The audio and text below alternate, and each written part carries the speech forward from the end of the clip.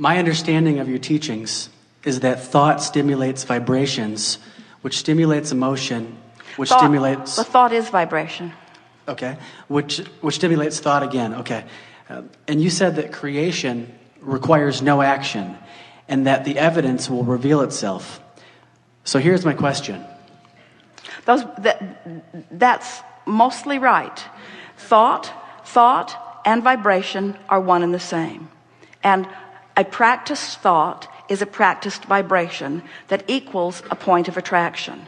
And if you keep it up for a little while, then it becomes the reality. But the vibration is where you're wanting to put the emphasis, and we are too. Mm-hmm. Mm-hmm.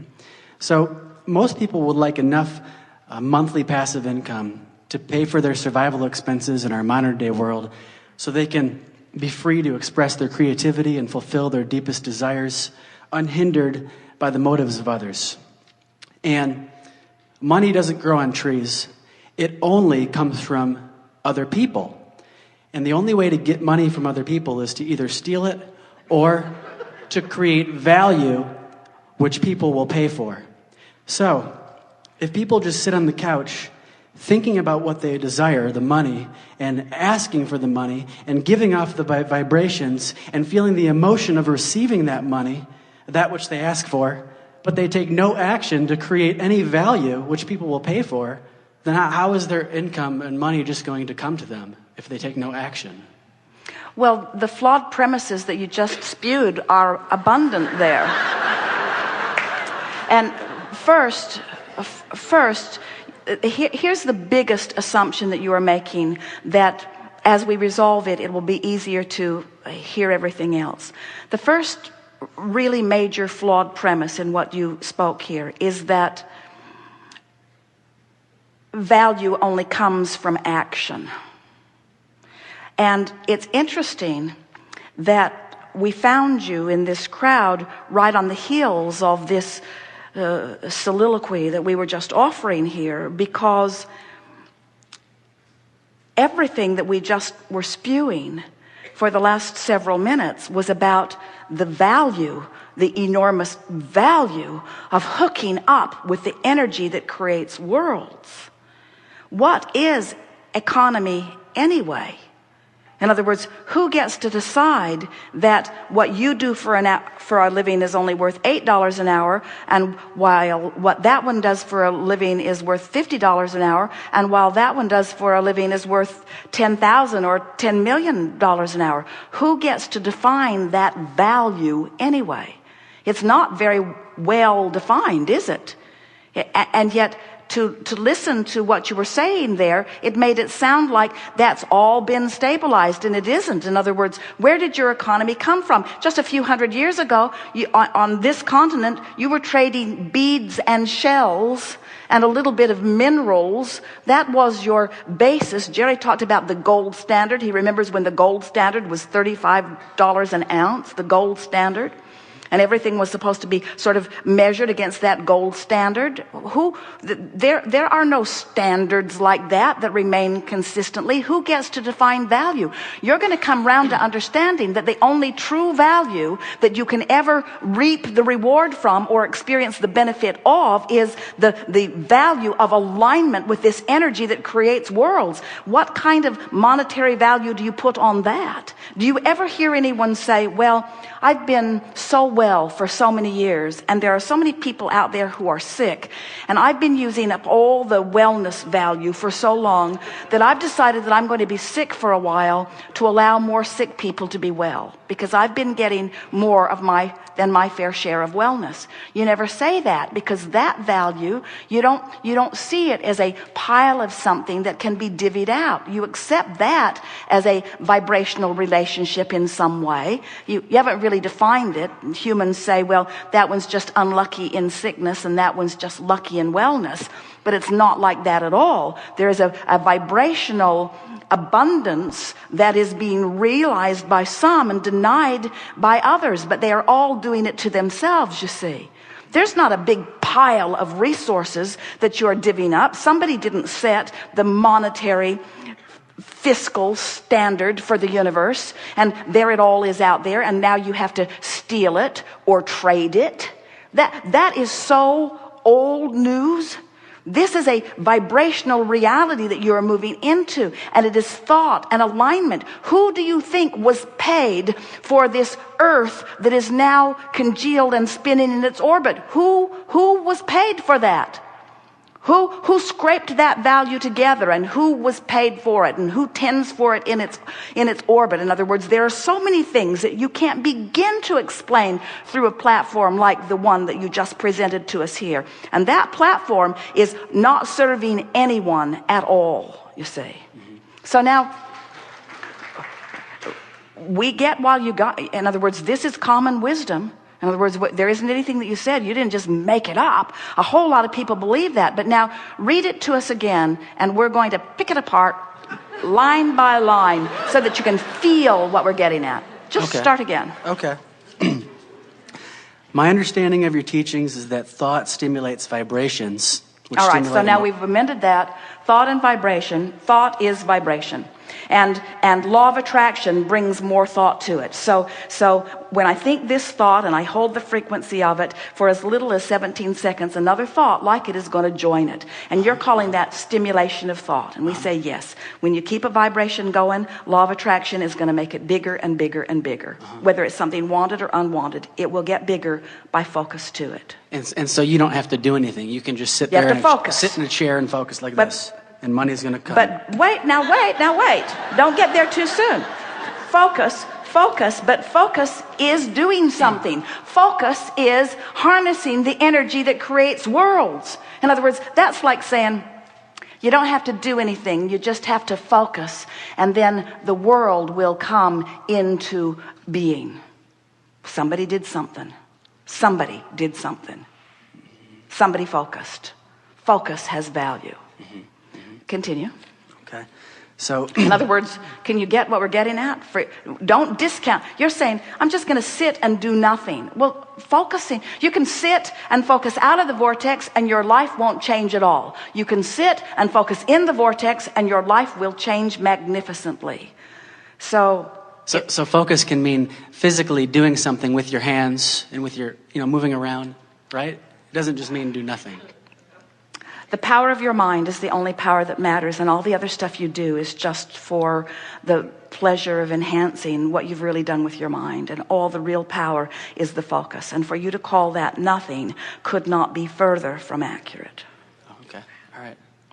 Mm-hmm. Okay. We are enjoying this. We want you to enjoy it too. I'm loving it. Very much enjoying it. Okay, so continuing, most people would like enough passive income because we live in a modern day world. All right, so passive income means, this is our interpretation of passive income. We agree that everyone would like it, and here's what it is. Passive income is alignment with my vortex with such consistency that the abundance that I seek is bucking no resistance current at all. So it's flowing effortlessly into my experience. So let's stick the word effort in here, because Esther just noticed it on the Orlando Twice Monthly that she was editing yesterday, and she was so thrilled about it that she put it up on the blog, that effort is only ever applied outside the vortex. In other words, effort is always trying to push against something. Effort is only required when there is resistance. When there is no resistance, no effort is required. So let's put the word effort in here. So when you say passive income, meaning I want income that flows without constant renewed effort. And what we're telling you is you get in the vortex where you get to reap the benefit of the dreams that you've dreamed, and in your absence of resistance, it will flow to you, the ultimate of passive income. The ultimate of passive income. But instead of calling it passive income, let's call it passive energy, which will bring passive income. May I be more specific with my particular life situation? Well, we want you to read through this. Okay, sure. So and fill in where you want to, but let's start again at that last sentence and let's go over it again. So people would like that income to pay for their survival expenses that they need in a civil world, like shelter, home, food, water. So you need income for those things. All right, so we'll accept the necessity of this money, but what we're really talking about is how to line up with the flow. In other words, how do I line up with the flow? You don't have to justify why you need it. How do I line up with the flow? And the way you line up with the flow is through living life. You said, I want some for this, and I want some for this, and I want some for this. And when you ask, it is given. In other words, all cooperative components have already been assembled. So when you find a way of no longer being uncooperative, now this money flows to you in a passive, non-effort, ease and flow way, and apply it wherever you want it. It will flow. We were speaking just a little bit ago about how interesting it is to watch humans comparing their experiences. In other words, someone can write a song that will flow to them in a matter of a minute or so. In fact, the really good ones do come like that, and they can produce it and make so much money, where a person applying themselves at their endeavor only got a fraction of an hour's worth of work done. In other words, the comparison between the application of life in those two instances is unfathomable, the relationship difference. You see what we're getting at? It's not about the action that you offer. It's about the alignment with the dream. It's about the alignment with the real resource. We're talking about tapping into the energy that creates worlds and flowing it through your experience. And a really good place to start is to look around at the vast differences in the way people are living their lives. The people that are working the hardest in terms of action are receiving the least. And the people who are working the least are receiving the most. How do you reconcile that? Most don't. Most just say that sucks. Most just say there's injustice. Most just say, let's take the pie and split it up again. Let's take the pie and split it up again. Let's take the pie and split it up again. And it does not matter how many times you split that pie up. It will move into the vibrational places where law of attraction puts it. In other words, you just can't orchestrate it through action. It is a vibrational attraction or allowance that it is all about. Continue just a little bit. Okay. What is the time? So the time. But what is the time? 11:59 Central Standard Time. We have 2 minutes. Okay. So people want this income, I believe, so that they can be free to express their creativity and fulfill their deepest desire, their source. All right. So people want it so that they will feel better. You say they want it so that they can satisfy this and this and this. What they want is alignment, and alignment brings money. And what you're saying is they want the money so that they can then observe alignment. And we say they want the alignment which will bring the money. They want the alignment. What they want is the alignment. What you want is to be in love. What you want is to take a walk and feel your heart soaring. What you want is for music to move through your body. What you want is to be alive and brilliant and have good timing. What you want is to be clever. What you want is to love. These are the things that you want. What you want is alignment. All the other stuff is irrelevant. And when you go for alignment first, then all the other trappings have to fill in around it. It is law. Okay.